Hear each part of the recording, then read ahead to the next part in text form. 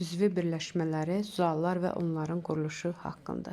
Biz bilirik ki, təbiətdə olan üzvi birləşmələrə, biopolimerlərə daha doğrusu, biopolimer o polimerlərə deyilir ki, canlı orqanizmdə rast gəlinən polimerlər biopolimerlər adlanır. Bunlara zulalları, nuklein turşularını və s. misal göstərə bilərik. Zulallar üzvi birləşmələr olub biopolimerlərdir və zulalların da monomerləri amin turşularıdır. Yadınızda qalsın, amin turşuları 20 növ amin turşuları məhsulların tərkibinə daxildir. Təbiətdə 150-dən çox amin turşu növü olmağına baxmayaraq, bunlardan yalnız 20 növü zulalların tərkibinə daxildir.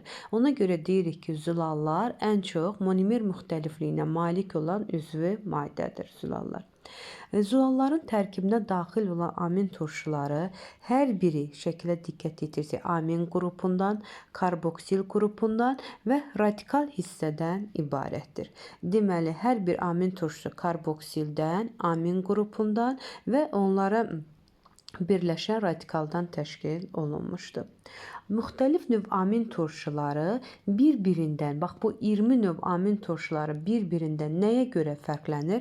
Radikala görə fərqlənir. Yəni, müxtəlif radikalları ola bilər. Bizə burada kitabda dərsliyimizdə verib ki, məsələn, valin amin turşusunun radikalı CH3-dür. Sistein amin turşusunun radikalında kükürt atomu var. Tirozin amin turşusunda pentoza quruluşu var, yəni disiklik quruluşu var.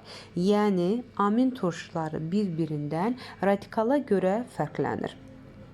Fərqlənməyən hissəsi isə amin qrupu və karboksil qrupudur.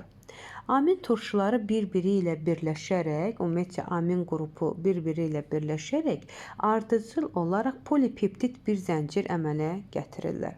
Necə baş verir? Birinci amin turşusunun nəyi əmələ gətirir? Məsələn, birinci amin turşusu özünün karboksil hissəsini, digər amin turşusunun isə amin qrupu özündən bir ədəd hidrogen atomunu ayırır. Bunu indi şəkil üzərində çəkib əlavə vəsait kimi izahını verəcəm. Amin turşuları dedik ki, bir-biri ilə birləşərək polipeptid zəncirini əmələ gətirir. Sanki amin turşularını bu cür başa düşün və bir-biri ilə arasında olan rabitələr hesabına nə əmələ gətirir? Polipeptid zəncirini əmələ gətirir. Və amin turşuları polipeptid zənciri yalnız zulallardan təşkil olunmuşdursa, sadə zulallar adlanır, yəni protein adlanır. Lakin zulalın tərkibində digər qeyri-zülali hissələr, yəni dəmir olan hissə ola bilər, vitamin ola bilər, lipid olan zulallar olan hissə var ki, bunlar isə proteidlər adlanır. Yəni, sadə zulallar proteinlər adlanır, mürəkkəb zulallar proteidlər adlanır. Proteid nə zaman adlanır? Yəni, qeyri-zülali hissə olduqda proteidlər adlanır. Məsəl üçün, hemoqlobin zulalını misal göstərmək olar ki, hemoqlobin zulalının tərkibində qeyri-zülali hissə olan dəmir hissə vardır. Amin turşularının dedik ki, bir-birindən fərqlənir radikala görə və bizə əsasən məsələ şərtlərində amin turşuları, hər bir amin turşusunun sərbəst halda nisbi molekul kütləsi 128-ə bərabərdir.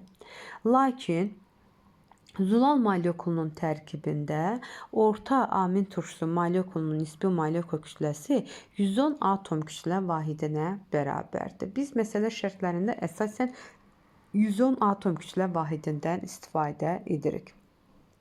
Yenə deyirəm, bir amin turşusunun sərbəst halda orta molekul kütləsi 128 atom kütlə vahidinə malikdir. Lakin zulal molekulun tərkibinə daxil olarsa 110 atom kütlə vahidinə bərabərdir.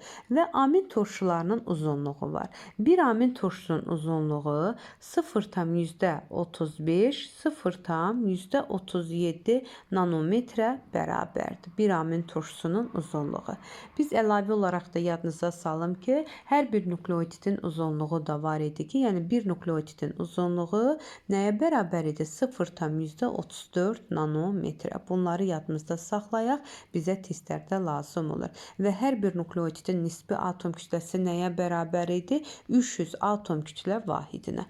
Amin turşusu desə, zulalın tərkibində 110 atom kütlə vahidinə, hər hansı bir nukleotidin kütləsini soruşsa, 300 atom kütlə vahidinə bərabər olmuş olar. Və zulalların tərkibində burada kitabımızda da verib, zulal molekulunun bir çoxu molekul kütlələrinə görə bir-birindən fərqlənir. Böyük olurlar. Məsəl üçün bunları amin turşularından ribonukleaziya fermentində 19 növ amin turşusu var. İnsulində 18 növ amin turşusu var. Bundan əlavə insulin molekul kütləsi nə qədərdir burada? 5700-dür.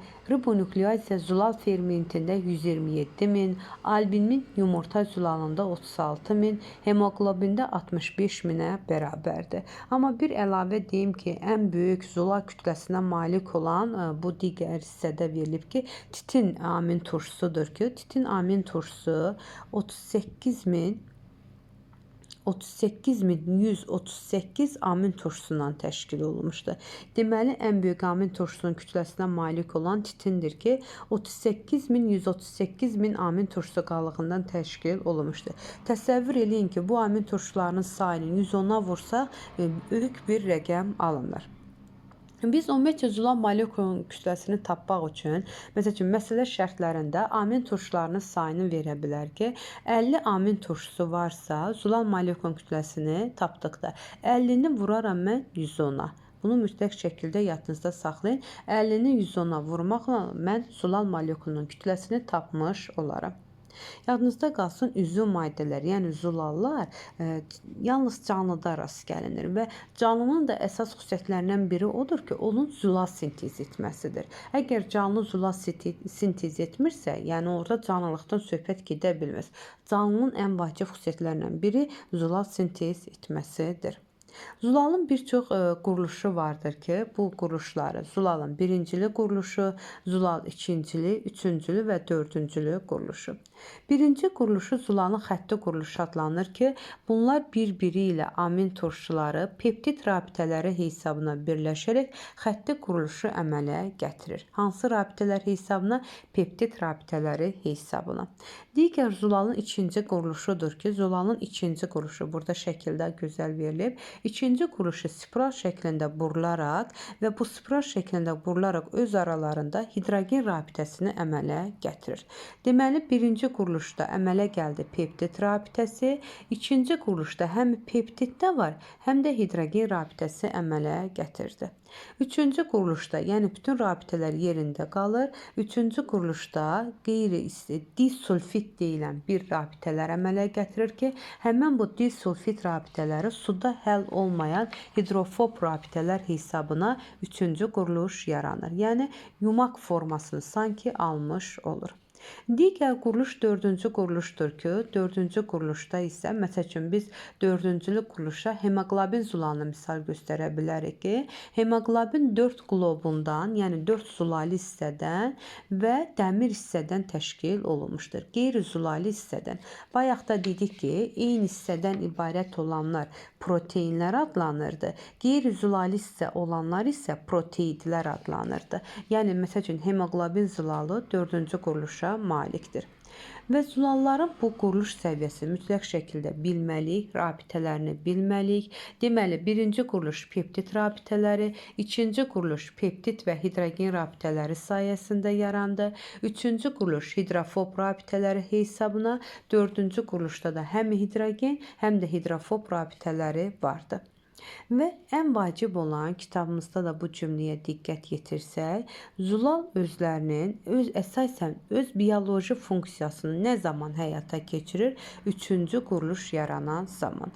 Deməli, zulalların əksəriyyəti öz bioloji funksiyasını nə zaman yerinə yetirir? Üçüncülü quruluşa malik olduqda yerinə yetirir. Və bununla yanaşı da orqanizmdə müəyyən funksiyalar yerinə yetirir.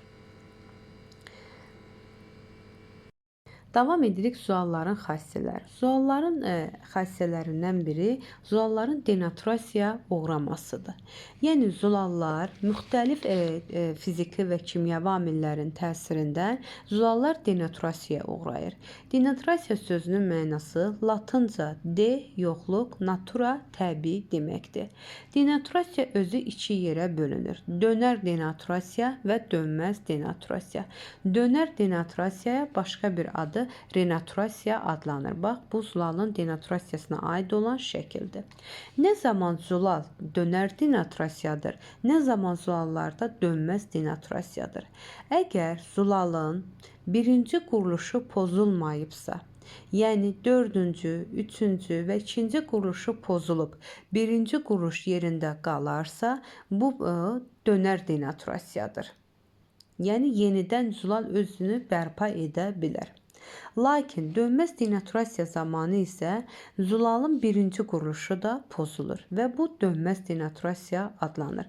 Ardıcıllıq necə baş verir? Əvvəlcə 4-cülü quruluş, sonra 3-cülü, sonra 2-cili quruluş pozulur.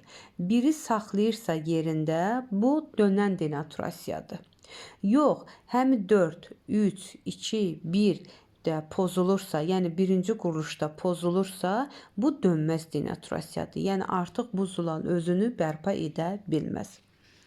Deməli, zulalların əsas xassiyələrindən biri onların denaturasiyaya uğramasıdır ki, buna yüksək temperatur ola bilər, kimyəvi maddələr ola bilər, təzyiq ola bilər və s. Bişmiş yumurtaya denaturasiya ən yaxşı misal göstərirlər ki, özə dönməz denaturasiyadır. Yumurta zulalı hətta 60-70 dərəcə Selsidə denaturasiyaya uğraya bilər. Zulalların fiziki xassiyələrindən, daha doğrusu zulalların funksiyalarına əsasən baxaq. Zulalların bir çox funksiyası vardır. Biz bilirik ki, karbohidratlar kimi, zulallar da, lipidlər kimi həm energetik, həm də inşaat funksiyasını yerinə yetirir.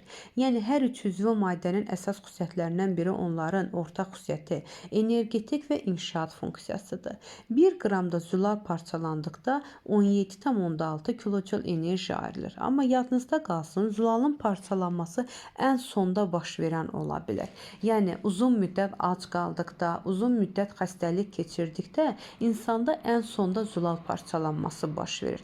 Həmişə daima bizdə parçalanan əsasən karbohidratdır, daha sonra yağlardır, ən sonda zulal parçalanması baş verə bilər. Zulalların funksiyaları inşaat funksiyası, katalitik funksiyası, daha sonra hərəkət funksiyası, daşıyıcı, siqnal funksiyası, tənzimləyici kimi funksiyaları həyata keçirir. İnşaat funksiyasını misal göstərmək olar. Məsəl üçün, buynuzların, dırnaqların, pulçuqların və yaxud da insanda olan, əzəllərdə olan vətərlərin, bağların əsasını nə təşkil edir? İnşaat funksiyası. Katalitik funksiyasını həyata keçirən zulallarda fermentlərdir. Fermentlər dedik ki, bütün fermentlər zulaldır, lakin bütün zulallar ferment deyil. Yəni, zulallarda olan bu fermentlər kimyəvi reaksiya nəticəsində reaksiyanı həyata keçirir, lakin fermentlər reaksiyanı katalizator rolunu oynayır. Yəni, reaksiyanın sürətini artırır, lakin özü reaksiya zamanı sərf olunmur, miqdarı sabit qalır. Həmişə fermentləri qrafikdə bax bu cür göstərilir, yadınızda qalsın. Özü reaksiyanı sürətləndirir. Katalizator rolunu oynayır, lakin ferment sərf olunmur və miqdarı sabit qalır. Hərəkət funksiyasını yerinə yetirənlər, məsəl üçün biz bilirik ki, əzəllərdə olan miozin və aktin zulalını misal göstərmək olar. Daşıyıcı funksiyası isə zulallarda, eritrositlərdə olan hemoqlobin zulalını misal göstərmək olar. Müdafiəni misal göstərmək olar interferon zulalını. Biz bilirdik ki, viruslarda zulal örtük olan interferon əmələ gəlir ki, yəni qoruyucu bir təbəqədir. Bundan başqa immunoglobinləri də müdafiə funksiyasına misal göstərmək olar. Tənzimləyici funksiyası isə biz bilirik ki, hormonlardır. Hormonlar insanlarda lipid mənşəli də ola bilər, zulal mənşəli də. Məsəl üçün, lipid mənşəli hormonları cinsiyyət hormonlarımızı deyə bilərik, lakin zulal mənşəli hormonlarımız insulin hormonudur, tiroksindir, somatrop hormonudur, glikagon hormonudur, adrenalin hormonudur ki, bunlar zulal mənşəli hormonlara misal ola bilər. Energetik funksiyasında dedik, 1 qram parçalandıqda 17,6 kilojul enerji ayrılır. Bir də zulallarda əsas funksiyalardan biri siqnal funksiyasıdır ki, ibtidai heyvanlarda qıcıqlanma, ali heyvanlarda da refleksi misal göstərə bilərik ki, siqnal funksiyasını yerinə yetirir. Və biosutkalıq normamızda bir gündə insana 85 qram zulal lazımdır. Bu 85 qram zulalın 47 qramı heyvani mənşəli zulaldır. 37 qramı isə 48 qramı heyvani mənşəli, 37 qramı isə bitki mənşəli zulaldır. Və zulalın da dedik ki, ən böyük olan zəncirə malik olan titin zulalıdır ki, insan orqanizmdə zulallar 5-6 aydan bir zulallar yenisi ilə nə edir? Əvəz olunur. Mütləq şəkildə bunu yadımızda saxlayaq. Biz də bilirdik ki, asminoqların, molluskaların, hörümçəklərin qanı göyümtül rəngdədir. Ona səbəb olaraq onların qanında 11-ci sinif dərsliyində də verilib ki, onlarda dəmir elementi yoxdur. Dəmir elementinin tərkibində tərkibi əvəzinə mis elementi var ki, ona görə də onların qanı hemosiyanin adlanır. Amma bizim qanımızda nə var idi? Hemoqlobin var idi ki, hemoqlobinə görə bizdə qırmızı rəngdə idi. Lakin molluskalarda hörümçəklərin qanı mis atomlu olduğuna görə hemosiyanin adlanır.